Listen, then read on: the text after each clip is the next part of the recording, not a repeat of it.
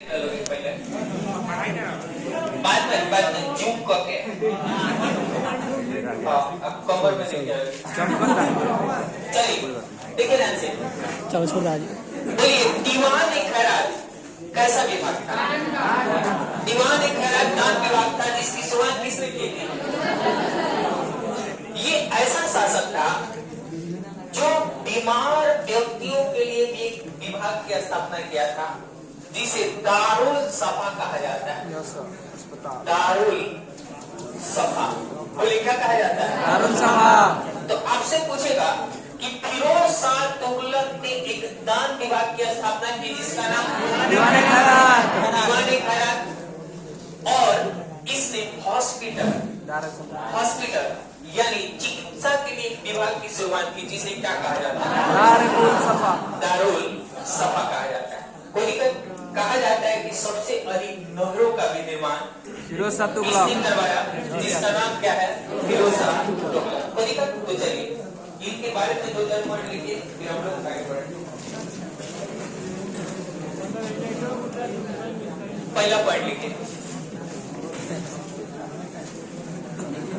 पहला पॉइंट लिखिए। फिरोज शाह तुगलक को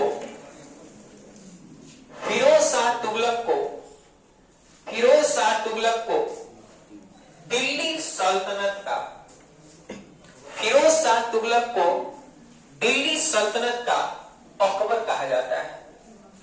फिरोज शाह तुगलक को दिल्ली सल्तनत का अकबर कहा जाता है। फिरोज शाह तुगलक को दिल्ली सल्तनत का अकबर कहा जाता है। दिल्ली सल्तनत का अकबर कहा जाता है। Next point.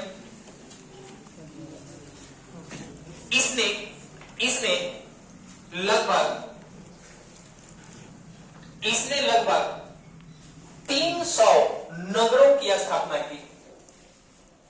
इसने लगभग 300 नगरों की स्थापना की। इसने लगभग 300 नगरों की स्थापना की। इसने लगभग 300 नगरों की स्थापना की तथा सबसे अधिक नहरों का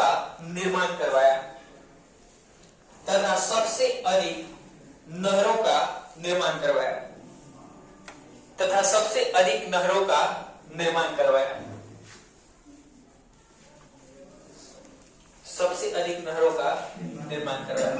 नेक्स्ट पॉइंट। अच्छा नहीं क्या होता है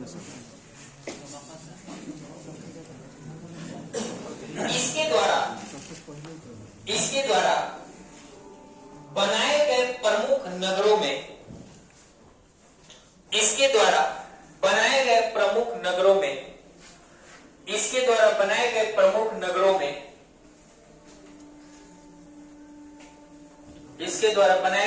नगरों में फिरोजाबाद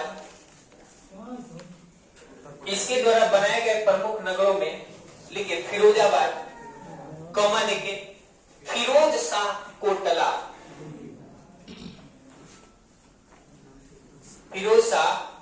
कोटला। नेक्स्ट लिखिए फतेहाबाद।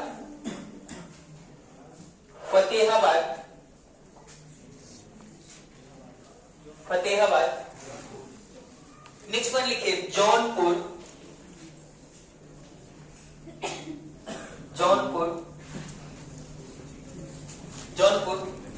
एक शहर है फिरोजपुर। जौनपुर कोमा देखें फिरोजपुर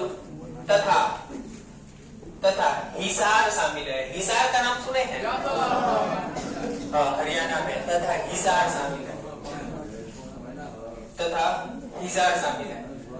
तो देखिए इन्होंने इतने सारे शहरों का निर्माण करवाया जिसमें फिरोजाबाद, फिरोज शाह कोटला, फतेहाबाद, जौनपुर, फिरोजपुर, हिसार ये सब शामिल है। बात क्लियर? अब सुनिएगा ब्राह्मणों पर जजिया किसने लगाया? नेक्स्ट पॉइंट लिखिए यह पहला ऐसा शासक है जिसने यह पहला ऐसा शासक है जिसने ब्राह्मणों से भी जजिया कर वसूला। यह पहला ऐसा शासक है जिसने ब्राह्मणों से भी जजिया कर वसूला। ब्राह्मणों से भी जजिया कर वसूला। जिसने ब्राह्मणों से भी जजिया कर वसूला। जिसने ब्राह्मणों से भी जजिया कर वसूला, उसका नाम क्या है? फिरोजा तुगलक। अब देखिएगा ध्यान से, देखिए ये जो फिरोजा तुगलक है, फिरोजा तुगलक जगन्नाथ मंदिर का नाम सुने हैं?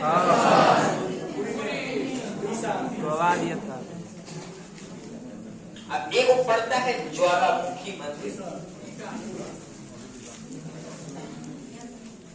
वही वैश्वरी मंदिर है। इन दोनों मंदिर को तोड़वाने का काम फिरोजा तुगलक ने किया। दोनों मंदिर को तोड़ दिया, लूटपाट किया था। इसके अलावा हम आपको एक बात बताए थे कि कुतुबुद्दीन ऐबक ने कुतुब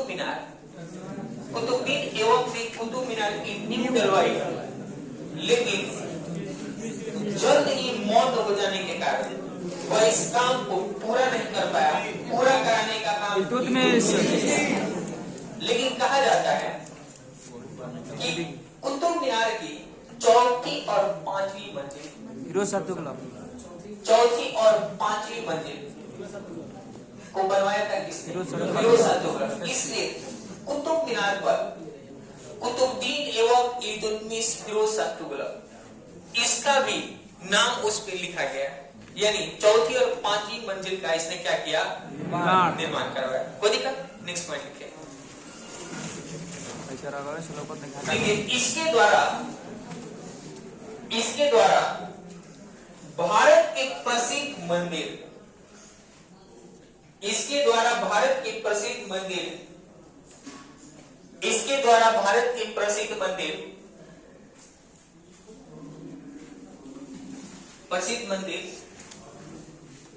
जैसे जगन्नाथ मंदिर, प्रसिद्ध मंदिर जैसे जगन्नाथ मंदिर तथा ज्वालामुखी मंदिर को लूटा गया। जगन्नाथ मंदिर तथा ज्वालामुखी मंदिर को लूटा गया। जगन्नाथ मंदिर तथा ज्वालामुखी मंदिर को लूटा गया।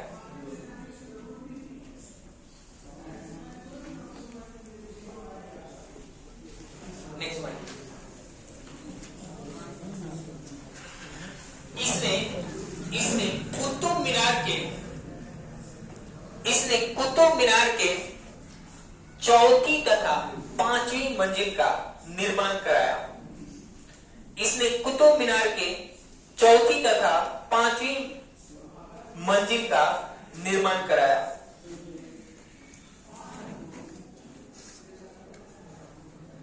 कुतुब मीनार के चौथी तथा पांचवी मंजिल का निर्माण कराया।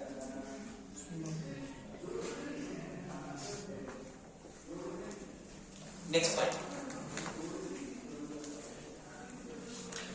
इसने गरीब तथा असहाय लोगों के सहायता के लिए, इसने गरीब तथा असहाय लोगों के सहायता के लिए, इसने गरीब तथा असहाय लोगों की सहायता के लिए, इसने गरीब तथा असहाय लोगों की सहायता के लिए एक दान विभाग की स्थापना की। एक दान विभाग की स्थापना की। एक दान विभाग की स्थापना की, जिसे दीवान ए खैरात कहा जाता है। जिसे दीवान ए खैरात कहा जाता है। जिसे दीवान ए खैरात कहा जाता है। जिसे दीवान ए खैरात कहा जाता है। नेक्स्ट पॉइंट,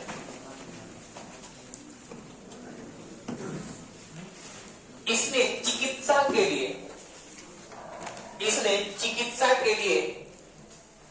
इसने चिकित्सा के लिए अस्पताल विभाग की स्थापना की। इसने चिकित्सा के लिए अस्पताल विभाग की स्थापना की। इसने चिकित्सा के लिए अस्पताल विभाग की स्थापना की।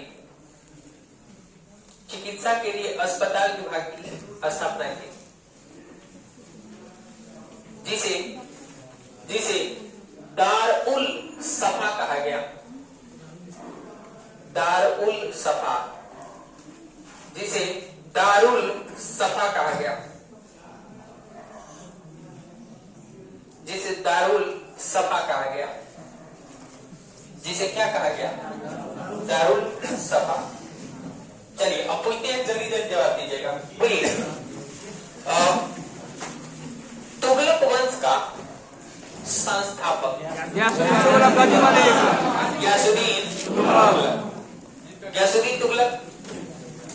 ग्यासुद्दीन तुगलक का भतीजा कौन था? मोहम्मद बिन तुगलक। ना उसका ना भतीजा था, अलाउद्दीन खिलजी का नहीं। ग्यासुद्दीन तुगलक का अगला उत्तराधिकारी मोहम्मद बिन तुगलक। मोहम्मद बिन तुगलक। ये जो मोहम्मद बिन तुगलक है, कोई वो अभियान किया था जो असफल। 5 अभियान इसका क्या हो गया? असफल। कोई दिक्कत?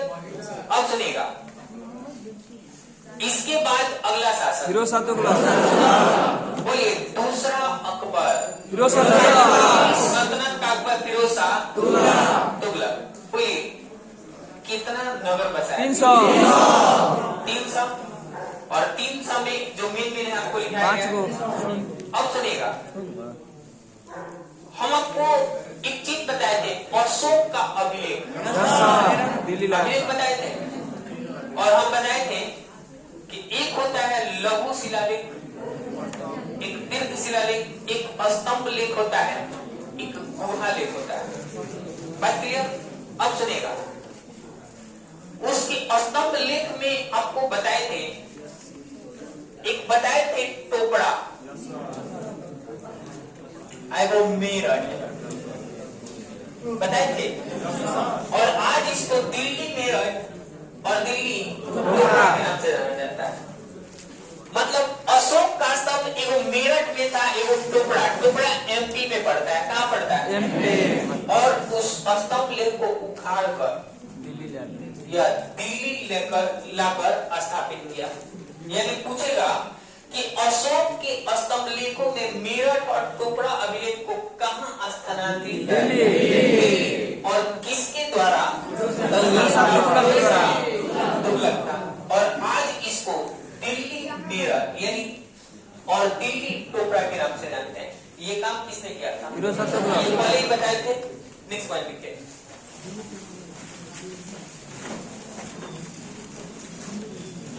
देखिए, अशोक द्वारा स्थापित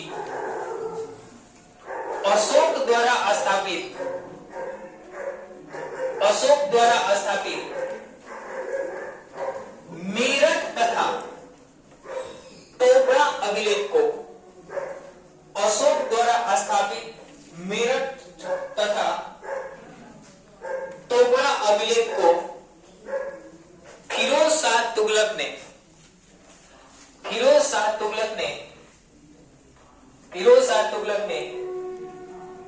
दिल्ली स्थानांतरित किया। फिरोज शाह तुगलक ने दिल्ली स्थानांतरित किया। फिरोज शाह तुगलक ने दिल्ली स्थानांतरित किया। बोलिए, कहां किया? दिल्ली स्थानांतरित किया। कोई दिक्कत? अब सुनिएगा, हम लोग अब तक गुलाम वंश पढ़े हैं, खिलजी वंश पढ़े हैं, तुगलक वंश। अभी हम लोग क्या पढ़ रहे हैं? तुगलक वंश। तुगलक वंश। कोई दिक्कत? अब देखिए ध्यान से, एक बार हम लोग इसको शुरू से लेके आ रहे हैं शासक के बारे में। कोई दिक्कत? ताकि अब हम लोग सीधे एंट्री मारेंगे किसमें? सैयद वंश। सैयद वंश। और सैयद वंश ज्यादा कोई खास नहीं है। और सैयद वंश के बाद लोधी वंश। लोधी, और लोधी के बाद बाबर मुगल। सब लेके आएगा बचा के। चलिए देखिए, हम लोग पहले कौन वंश? गुलाम वंश। गुलाम, फिर खिलजी वंश। खिलजी, और खिलजी के बाद तुगलक। तुगलक। चलिए आपसे पहला सवाल, बोलिए गुलाम वंश का संस्थापक? कुतुबुद्दीन ऐबक। दो तरह का सवाल। गुलाम वंश का संस्थापक कुतुबुद्दीन ऐबक, और वास्तविक लेकिन हमको वहाँ मतलब नहीं है। जीडी ने एक प्रश्न पूछा था, जीडी ने, उससे मतलब है। एक बात बताइए, गुलाम वंश का पहला शासक कुतुबुद्दीन ऐबक। कुतुबुद्दीन ऐबक। फिर कौन आया? आराम शाह। आराम शाह। बोलिए, अब बोलिए। इल्तुतमिश। इल्तुतमिश। फिर रुकनुद्दीन फिरोज। फिरोज, और रुकनुद्दीन फिरोज के बाद राजिया शाह। और रजिया के बाद आराम शाह। बलराम शाह के बाद बलबन के बाद गयासुद्दीन तुगलक। हेमाजी। तुगलक। खिलजी।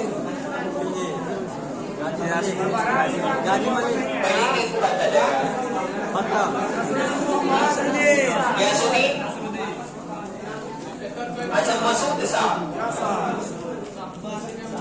मसूद। फिर बोलिए, गयासुद्दीन, महमूद। इसके बाद बलबन आने क्या है? इसके बाद आएगा कैकू, और इसके बाद कैमूर्स। कैमूर्स। बोलिए टोटल कै गो शासक?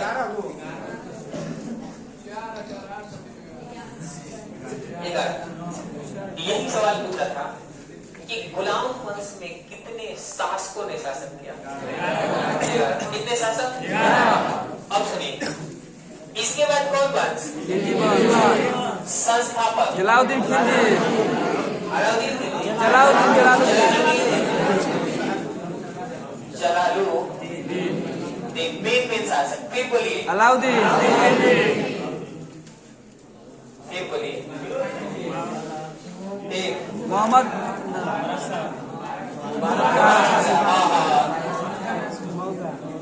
ये नंगा नाच करता है। और अभी हम लोग किसके बारे में देख रहे हैं? चलिए, उम्मीद करते हैं कि पीछे वाला आपका सारा चीज अपडेट है। Yes sir. अब सुनिएगा, फिरोज शाह तुगलक ने भी सती प्रथा को समाप्त करने का कोशिश किया था। अकबर ने भी कोशिश किया था, औरंगजेब ने भी कोशिश किया था, लेकिन यह पूर्ण रूप से जाग के समाप्त हुआ 1829 में राजा मोहन राय। किसके नेतृत्व में? नोट पे पॉइंट लीजिए।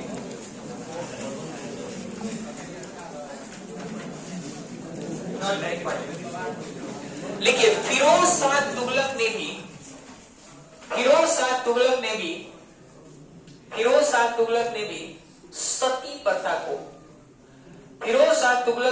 सती प्रथा को समाप्त करने का कोशिश किया। सती प्रथा को समाप्त करने का कोशिश किया। सती प्रथा को समाप्त करने का कोशिश किया, लेकिन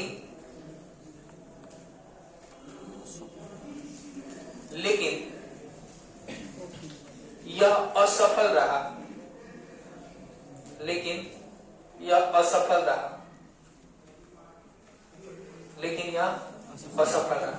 वही पे एक पॉइंट लिख लीजिए, नेक्स्ट पॉइंट लिखिए। 1829 में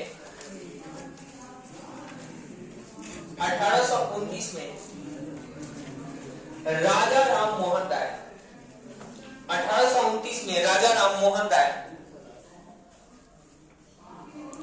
राजा राममोहन राय तथा लॉर्ड विलियम बेंटिक के नेतृत्व में तथा लॉर्ड विलियम बेंटिक के नेतृत्व में तथा लॉर्ड विलियम बेंटिक के नेतृत्व में तथा लॉर्ड विलियम बेंटिक के नेतृत्व में इसे पूरी तरीके से समाप्त कर दिया गया। इसे पूरी तरीके से समाप्त कर दिया गया। इसे पूरी तरीके से समाप्त कर दिया गया।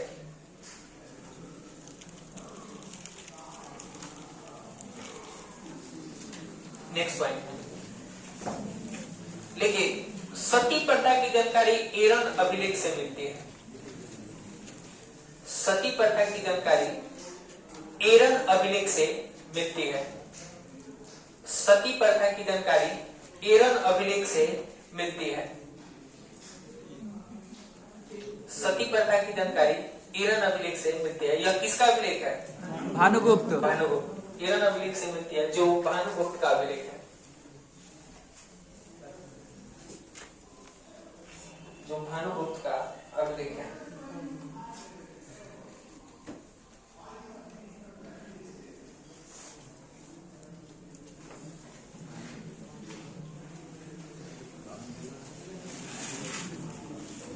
नेक्स्ट पॉइंट उसी में लिखिए, गुप्त काल का एक मंत्री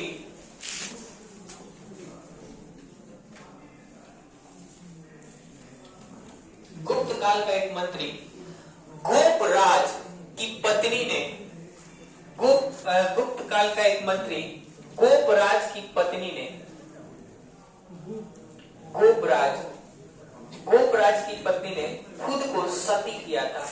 सबसे पहले गोपराज की पत्नी ने खुद को सती किया था। खुद को सती किया था।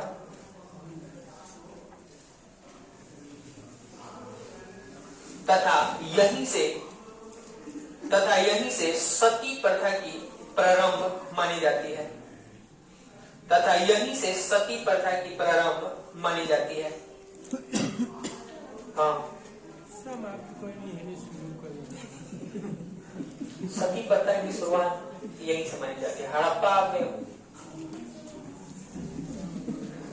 जो साक्ष्य मिला है हम लोग को ओरिजिनल, वो एरन अभिलेख से ही मिलता है। पर क्लियर? चलिए अब ध्यान से समझिएगा। चलिए बात क्लियर? तो देखिए यहाँ से कितने प्रश्न पूछ सकते हैं, बोलिए। सती प्रथा की जानकारी किस अभिलेख से? एरन अभिलेख किसका है? भानुगुप्त का। किसका है? भानुगुप्त। बोलिए, सती प्रथा को कब समाप्त किया? किसके नेतृत्व में? Lord William. बोलिए, इसकी शुरुआत कब से मानी जाती है? गोपराज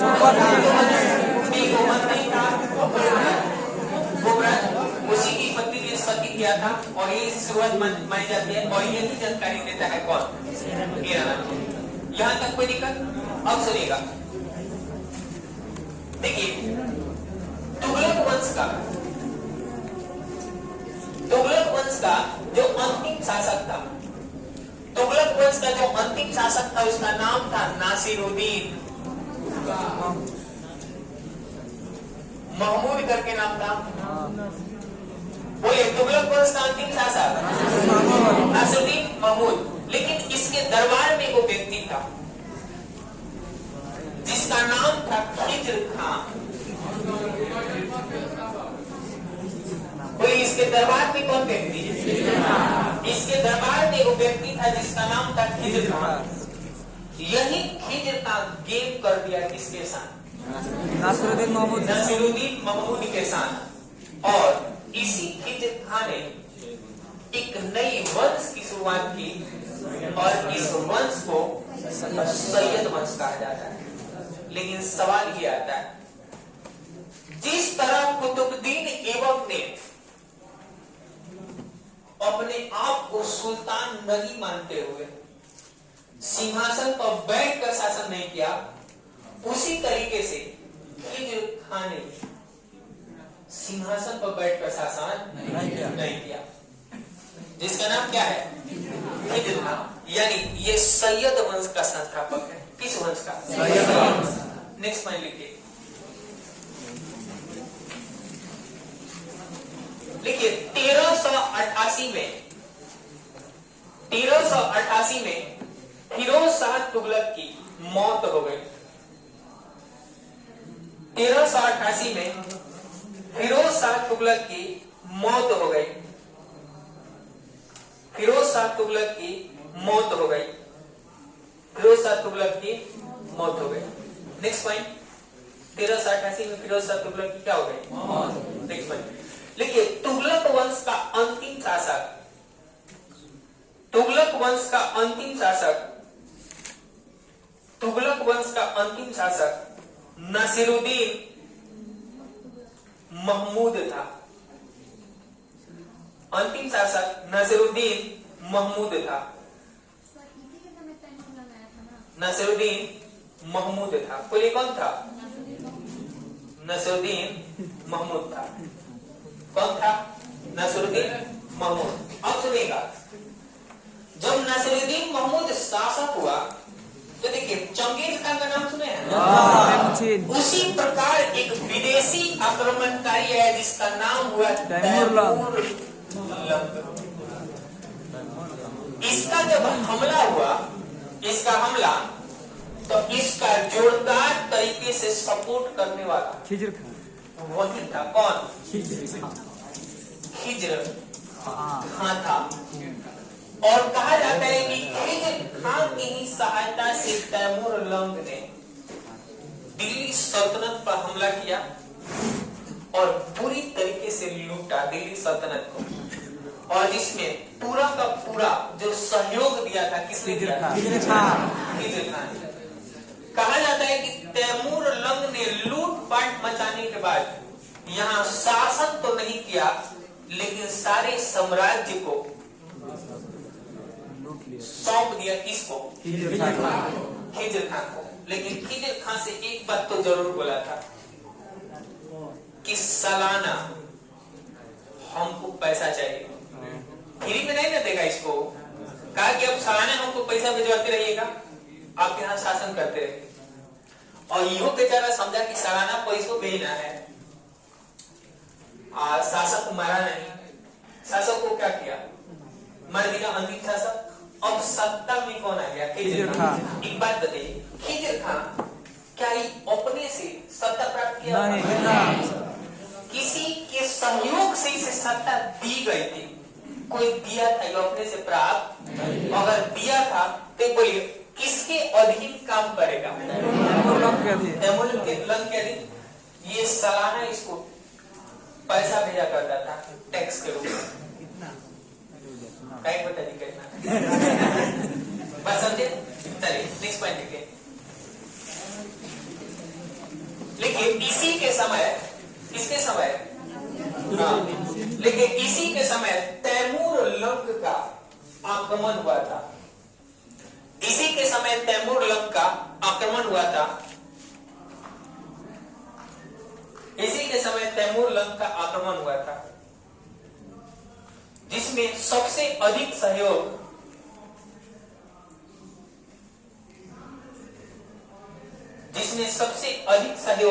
खिज्र खान नामक दरबारी व्यक्ति ने किया। जिसमें सबसे अधिक सहयोग खिज्र खान नामक दरबारी व्यक्ति ने किया। सबसे अधिक सहयोग खिज्र खान नामक दरबारी व्यक्ति ने किया।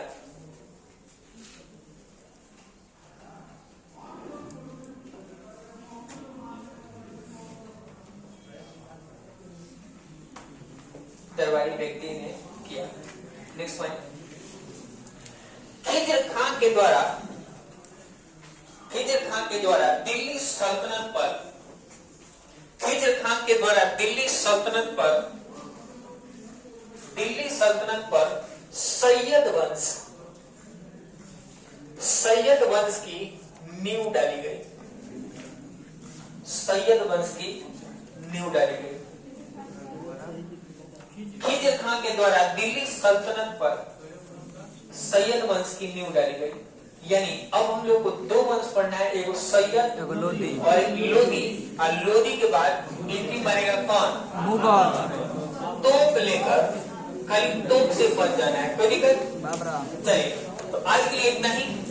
चिवड़ा दही लिख दिया, आज 2 चिवड़े लगा और तुम पढ़ाई पे ध्यान दीजिए।